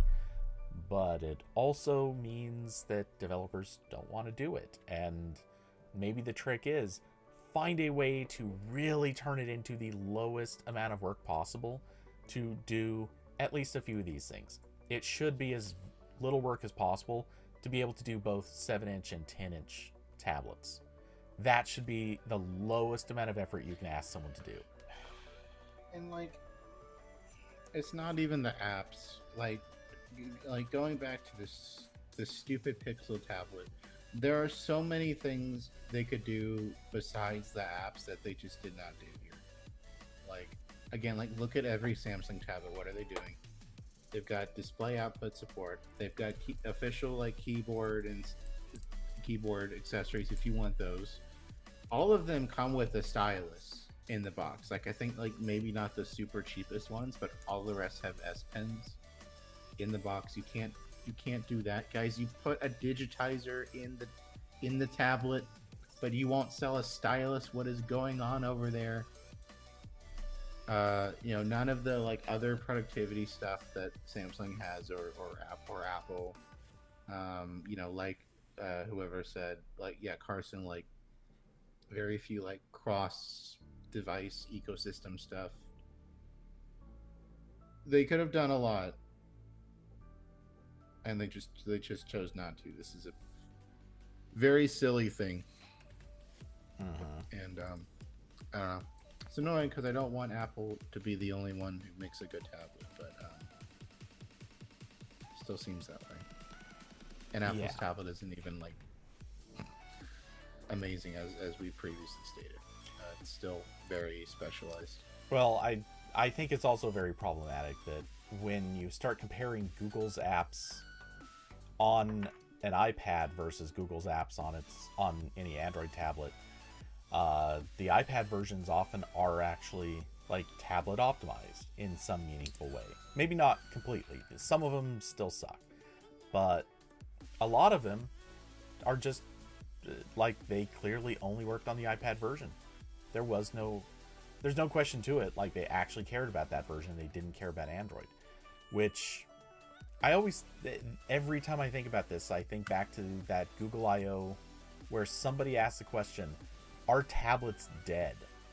And I remember Chet Haas and a couple of other people on the Android team just standing up there saying, no, they're not dead. We're not planning to kill them. And it's like, why is it that I feel like the words you guys just said really aren't the truth? Like, they might technically be true. You're not killing tablets. You're not going to push, you're not going to push a commit to AOSP saying that, like, tablet interfaces are dead. We're getting rid of them. But you're also not supporting them. Like, you're not doing anything to improve this situation. So they are dead. Like, you may as well just admit you're not trying anymore. Yeah, and it is interesting that I think that the perception of tablets shifted during COVID, because that was when everyone realized, oh wait, these aren't. I need to do actual work from home now, and this tablet is not good enough for that. I need to go buy a laptop, and so every laptop was sold out for like 6 months. Yeah. So the expectations, I think, have changed a little bit about what tablets are supposed to do, but you can still make them better productivity tools than what Google has done. Google's not trying at all. Mm-hmm. Like, this was very, like, it almost made a little bit more sense in the context of the speaker dock thing, because it's like, okay, you're building a Nest Hub that is an Android tablet also. Like, okay, sure. Like, I guess it makes sense. But now that has been removed, we're just left with like a very mediocre tablet that is not extendable whatsoever. Like, even if you don't care about, writing up PowerPoints on your tablet, whatever, maybe you will care about that in 2 years. you know, now at that point, if you have an iPad, you can go buy a keyboard, you can go buy whatever else. But with this, you're just kind of you're stuck. So anyway, Yeah. this is dumb. Probably no one's gonna buy it again. I don't know what Google's doing. I really don't. They're just they're determined to mess up every tablet they make. Well, at this point, one thing I'm just going to make a blind assumption now. I think we can safely now assume that there will not be a Pixel Tablet 2 this year. Maybe I'm wrong on that, but it feels like a, quasi re-release of this product probably means that they're not about to push its successor a month later. Or, well, in this instance, a week later. And even the Made by Google event later this year. Kind of have a feeling they're not going to push a new tablet. Maybe they will. It wouldn't be out of the question, but it just feels like they're not. Which is kind of weird when this was already a tablet shipping with an older chip. Am I right on that? Wasn't it the... I think it was an older chipset, wasn't it? I swear it was.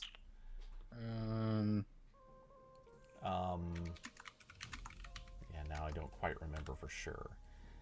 I'm checking we did a review. This is a Tensor G2.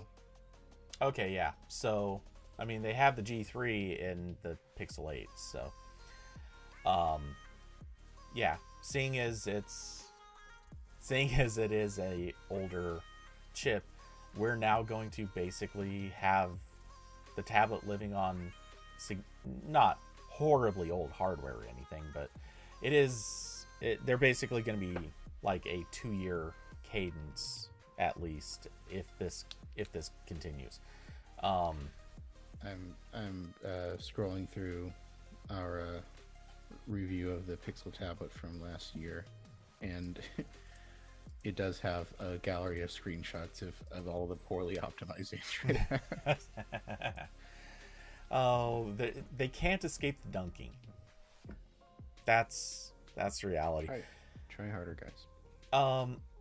But yeah, to me this just means that there is probably no Pixel tablet announcement this year, and being that it is going to basically just be a languishing product, we'll see what happens. But as I mentioned before, the counter to all of this is you can trade in certain iPads and get almost the full Pixel tablet covered, as long as you're willing to spend a few extra bucks or throw some store credit at it, whatever. You can get a very good chunk of that off if you're willing to just sacrifice an old iPad. So that's kind of neat, and it sort of makes the tablet attractive if you're willing to sacrifice your old iPad. And it's an old enough iPad, or some of them are old enough iPads that kind of makes sense. But still, if that's the way that you're going to sell this thing, is just sacrifice your old iPad, I mean, that'll work for some people. That's great for some people. I kind of want to do it if I have an iPad that I could do that with. But I don't think it really flies for the majority. This is still the funniest thing Google does with its Pixel products, is give the Apple people like a million times better trade-in value than their own repeat customers. Well, I get that they're trying to get transitions. Yeah. Because if you basically practically give your product away to Apple people, maybe you'll turn them into future Android buyers. And it's not like Apple is out there saying, oh, if you'll trade in a Pixel, we'll give you an iPhone practically for free. I mean, they don't need to. If they needed to do that, they'd probably be doing that. But well, they give you market value, which is nothing. Because Pixel, everything else deprecates in value so quickly. Depreciates. But yeah. It's, I don't know, but I don't think that this is going to move enough units or enough return buyers, and that is of course the obvious problem. Especially because again the software situation is so bad. Like, how do you, if you can practically give these things away to people, and if they get them and go, yeah, I don't like that the apps are ugly, and I don't like that nothing really seems meant for this device. How many people are you going to get back? Like, you're not selling them on why they should be here. That was one of the things I think Google did so well with the Pixel 6. And yes, I know, setting aside the modem complaints that plenty of people have had, some rightfully, some I think not, and various other complaints that people may or may not have had. At the end of the day, they did a really good job of saying, hey, look over here, we have a really good product. It is good in a lot of ways, and look at the camera, look at this, look at that. And they did a big advertising push. They got a lot of people to buy the Pixel 6. And when people got it, they were like, oh, yeah, no, actually, this is pretty good. We like this. Maybe we had some modem problems. Maybe we had some complaints about heating it up. And, there were issues. But for the most part, people came to it and said, okay, we see what you're doing here, and we like this. And that's a sales pitch. That's a success story, at least mostly. It's not a success story when you turn around and people buy it and go, yeah, this is fine, but we don't like it. Like, it's not as good as the other thing.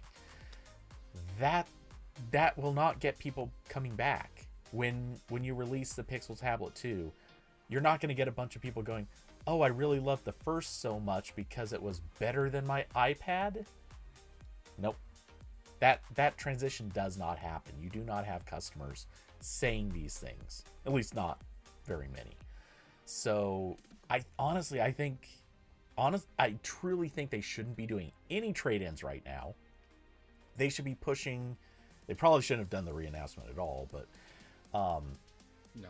They or if you're gonna do it, like, just do it as a plain old, hey, you can now get this without the stand. And they should have done that at like day one, or at least like, yeah, I mean, 6 months in. Basically, they basically did that just now instead of initially. Like, they gave us this news under embargo, and I noticed after the embargo was up, there was no blog post for this. They didn't even want to talk about it. It's weird that they even had it under embargo, but I'm sorry. I think they should have been sort of under the radar, stealthy with this. They should have just put it out again. I think they needed to do this from day one, and just let it be a thing for a while until you're ready to ship the second one. And with the second one, oh wow, I just realized my camera's horribly blown out. But with the second one, they should be doing like triage with the app situation. They need to get developers inside of Google actually working on these interfaces. They have to actually do a push with developers outside of Google. They need to get their SDKs in order. And I know that this is a lot of stuff, but you're never going to get the apps situation good for tablets or Chromebooks or foldables until you put in that money and that work. And they just aren't doing that. So they'll never get there.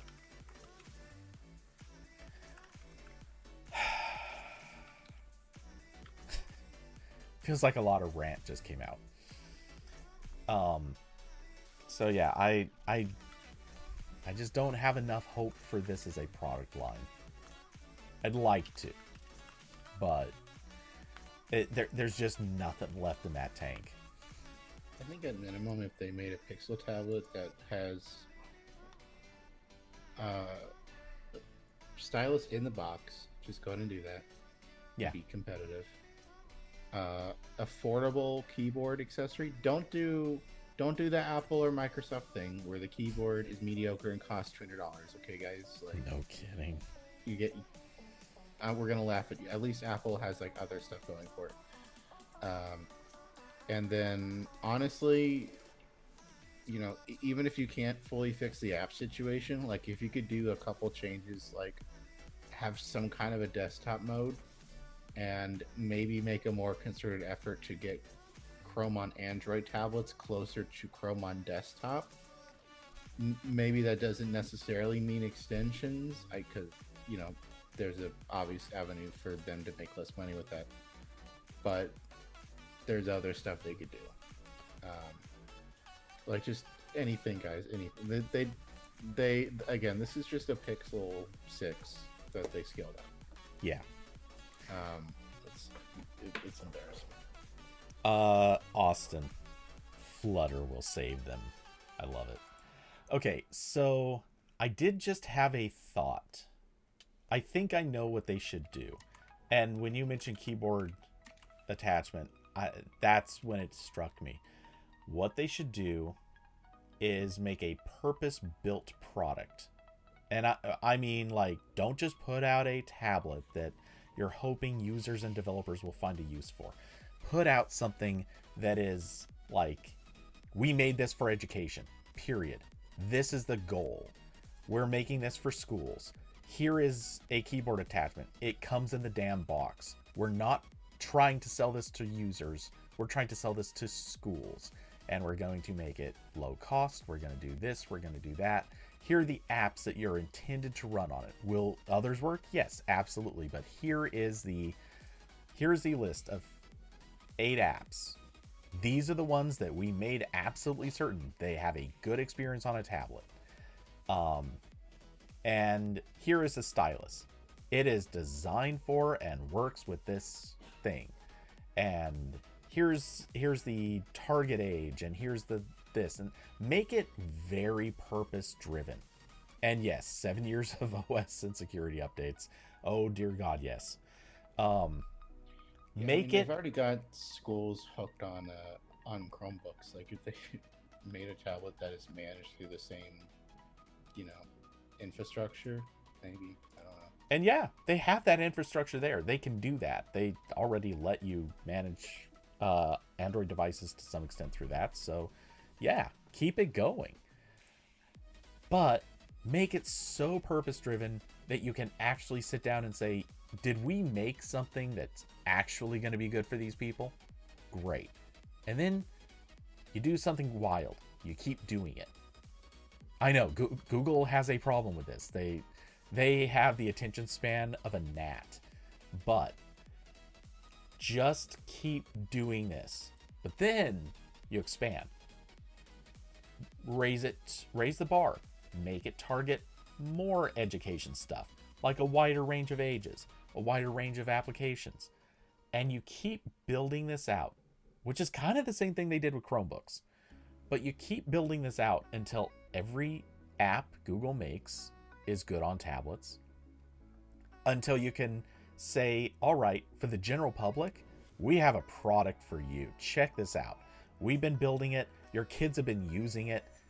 They're happy, right? I mean, they don't like that they're in school. They're probably bored off their skulls. But hey, they've been using it. They know it's good. It's time for you, the adults, to also use this. And, by now, theoretically, they may have already sold these to colleges or whatever else. Try that. And it's not because you need to, get them while they're young the way that Apple used to try to do. The strategy here is just shave down your audience. Try to target a group that you can actually say, yeah, we made a thing, this group can use it. And after that, build because that's what will work. Not this closed system of not having a clue where anything is supposed to go. I think that's my thesis. I think we need to run Android. Huh? Oh yeah, no, 100%. Well, we need to, and we'll get we'll keep 2/3 of the people that are on the Android team today. Mostly because I just don't want to lose Chet Haas. That's true. He's pretty cool. Yeah, he's great. Everyone else, your days are in question. Diablo said even doing tablets inherently should make Chromos look better too. I mean, they tried Chrome OS tablets for like a year or two. They made one. They were weird things that weren't really solutions either. But they did have full Chrome, so they had that going for them. Yeah. So anyway, okay. So Pixel tablet still sucks. Do we have anything else? I only had one last thing, and it's, I think, a quick one. Mostly because we get to be ranty about it. Okay. It is the thing. I'm sorry, I forget who shared this, but Microsoft. Oh, I think Nils did. Microsoft's Xbox is planning on more cuts after they've already closed. Was it 2 studios or 3? So I'll share this link in here. And honestly, I haven't even read this article. I don't think I need to. By the way, this comes from Jason Schreier, who typically knows what he's talking about. And yeah, the basic story. Like, we all know exactly what this is.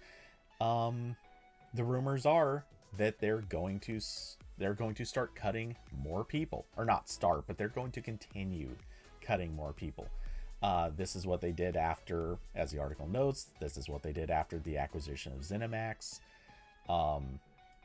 Obviously, you know, they have Activision Blizzard now, which they're just going to keep slashing more and more people off of there until I think they'll still keep a good portion of them, but there are redundant positions. There are studios they probably don't care about. Right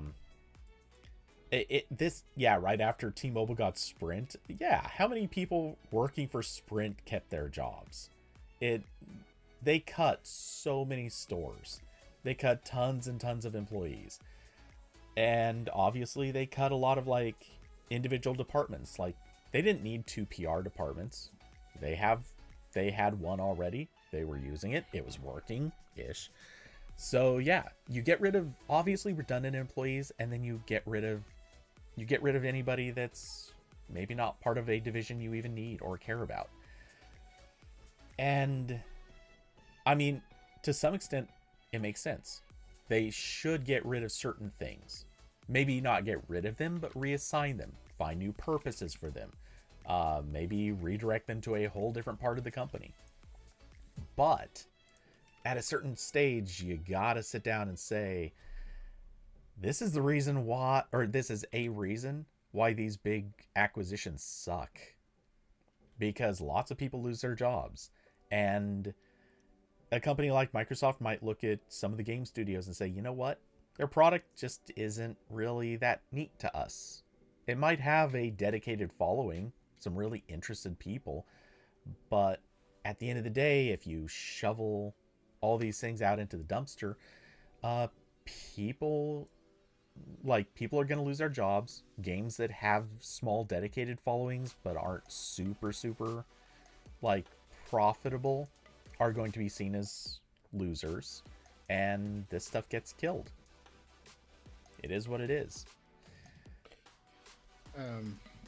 One thing the article mentions is that 2 of the studios that closed, Tango, which made Hi-Fi Rush, and Arcane, which made Prey and then Redfall, they mentioned that they were working on new projects and they needed to hire additional staff for that. And it suggested that's probably why it was closed, because they weren't like in the middle of something. So if I'm, soulless evil corporation, and I'm looking as like sunk costs, like, well, they're not halfway through something right now, so they can go. Yeah. The other ones presumably are farther into development on something. So it sucks, and it does feel like because they were able to get Blizzard, they don't necessarily need the studios making the less lucrative games, even if they were the ones that were getting the most praise. Like I think people had much better things to say generally about Hi-Fi Rush than Starfield, which was going to be their massive game last year, and it was just kind of okay. Yeah. Like I played it all the way through.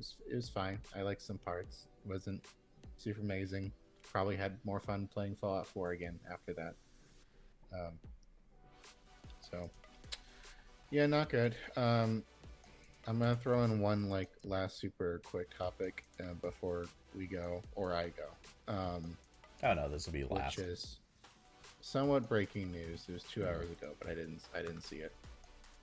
Disney and Warner Bros. Discovery to launch Disney Plus Hulu Max streaming bundle. We did it, guys. We're back to cable. We made cable again. Yeah. Variety said the company has announced a new streaming bundle with Disney Plus, Hulu, and Max available this summer in the US. There's no pricing info or specific launch date. They said the bundle would be available on any of their streaming platforms and offered as both an ad-supported and ad-free plan. This will probably be expensive because I think Max, I'm guessing they're going to have all of them with ads or all of them without, whereas the Disney bundle lets you be slightly more selective with that. I think some of them don't have ads and some of them do. Max with ads now I think is like $20 a month or something like that. It might be more. But that's expensive. Hulu without ads now is crazy expensive. So this is going to be close to cable pricing for sure. Oh yeah. Yeah, Max without ads. Well, the ad free is $16 a month. All right, so I'm breaking out the calculator app. Yeah, I was gonna say that there's no way that with ads it's $20. Yeah, with ads is $10, which is a lot. Yeah, that's still expensive for ad driven, but especially when they're removing half the catalog every month. Yeah. So but ad free, we've got $16. I'm putting that in the calculator. So now I'm gonna go to Disney Plus pricing. We've got the no ads plan is $14 a month. So you're at 16 plus 14. Hulu, which is a lot. Hulu is so expensive now. And why? I really cannot understand why. It's where Disney's putting like all of their shows now that are not Star Wars or right. Marvel. But it feels like they're artificially just splitting these up just so they can keep you going to two places, but they're not putting out enough on Hulu to justify it. Yeah, and Hulu without ads is $18. So we're adding that. So I think all that's left is that it? Did they only say Disney Plus Hulu? Okay, so I've got all three. So that's $96. No, wait, I fucked that up. Hold on. I think I clicked equals too many times. Okay, so we're at 16 for HBO plus 14 a month for Disney Plus plus 18 for Hulu. That's $48. So yeah, that's like a normal cable subscription, like without all the extra crap on it. That's like the one you get so you can watch sports. Yeah. And yeah, like Austin just mentioned, Max also just announced the price increase is coming. Right. That's also like, now granted, that is all of them together. Will there be a discount all together? Oh, I'm sure there will be, but it's not going to be a ton. It'll be significant enough that anyone looking at it will go, well, sure, if I want all three of these, I'll get it, but if I just want two of these, it's still going to be cheaper just getting two. Which that's fine, okay, but that's still going to be such a high price. It's not. It's not okay. And it's so funny that like they they're I don't know. It's such an interesting thing where it's very clear like manipulation, because I've definitely had this thought of like, well, I'm paying for Disney Plus and Hulu together. I'm not really using Hulu that much these days. But if I like change anything, it's gonna like reset whatever price I have that I have locked in. So I'm just gonna leave it alone. And that's what I've done for 2 years. So it's a great way to like lock in people, and doubly so when this is in like so it's like it's so it's so transparently like you know, very market capitalism, um and it's like this is definitely the way like I think we're gonna get some absolutely bonkers bundling stuff in like a year from now or 2 years from now, because none of these companies are making as much money as they thought. So the alternative is going back to licensing everything or merging together if governments will let them, or doing these kind of bundle deals. So like really, like at what point do I get like Disney Plus with my health insurance? Like I think we're getting close to that. Like you know, when does my Amazon Prime come with Disney Plus? When do I, you know, how many Big Macs do I have to buy at McDonald's before they throw in 6 months of food? Like, we're gonna get some really crazy stuff, I think, in the next year or two. Honestly, I think you might be aiming too low with all of your examples, but I'm picturing weird things like the only way you'll be able to re-up your plan is by buying like a new Roku every year, or yeah. Anyway, I'm Carson said it's still going to be separate apps. Yeah, I don't think they're not going to do that. I wouldn't maybe bet on that. Well, because I would be shocked if Warner Brothers Discovery isn't sitting there going, we don't really care that much if they watch it in our app. So we're willing to be like the Max section of the Disney Plus app, as long as Disney Plus will also have a Disney Plus section in our app. That way we can, you know, we can still kind of have that possible draw in, and we can nudge people towards our live stuff. But yeah, I'm pretty sure you'd still be able to use separate apps if you want to. It's just whether or not you'd be able to also watch in a preferred app somebody else's content.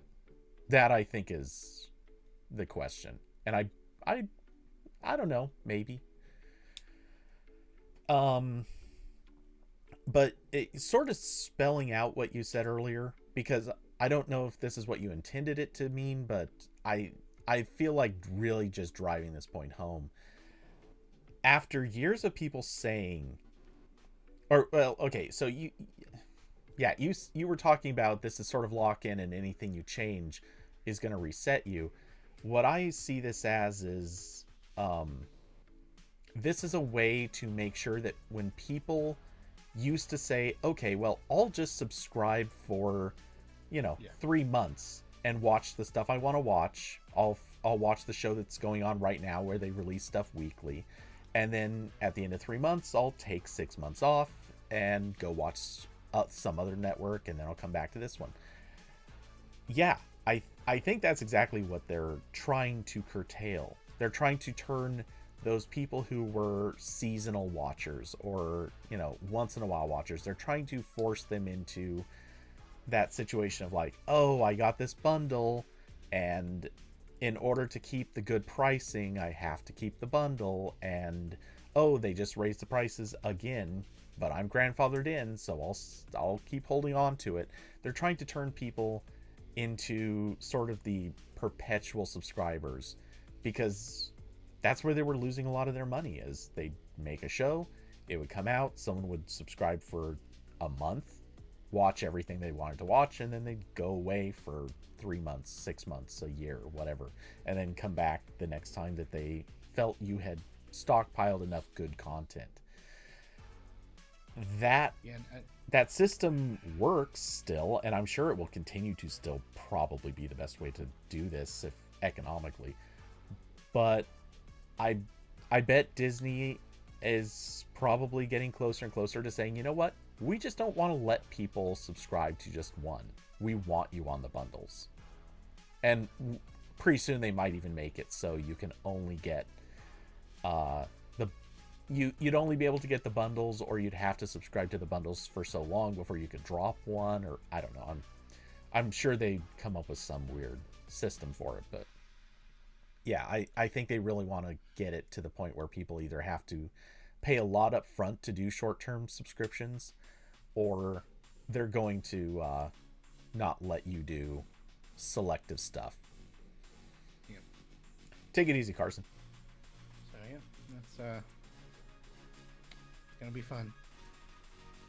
A decent Max app living in a fantasy. Yeah. Hey, look, it sucks, but it's not as bad as Amazon's app. That's the bar I'm gonna hold it to. Yeah. Max has a crappy app, but it's nowhere near as bad as Amazon.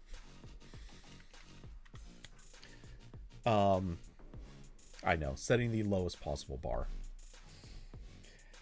Okay, anyway, so any other thoughts on that, or are we making a run? Let's get out of here. All right. Well, Corbin, anything you want to pitch? No. Okay. Cool. Well, in that case, as usual, thank you all for coming by, hanging out, being part of the conversation. Been a good chat room tonight. As usual, I will be gaming this weekend. Some Fall Guys, probably some Overwatch. You know the routine. As previously discussed or mentioned, at least briefly, the trip to Portland has been put off for some amount of weeks. I don't know how long yet, but I'll keep you guys updated as I figure that out. But at this stage, it's probably going to be sometime in June. Maybe later, but let's just assume June for now. Yeah. Anyway, if you'd like to support the channel, there are links down below to Streamlabs, Cash App, and Patreon. Any little bit helps. Believe me, it helps a lot. And huge thanks to those who are supporters: David, Austin, Carson, Diablo, and Curvy Mermaid. Y'all are awesome. You're beautiful people. Somewhere out there, an angel likes you guys. And with that, yeah, we're out of here. So I hope you all have an excellent rest of your week. We'll see you in Discord. And good night, everybody.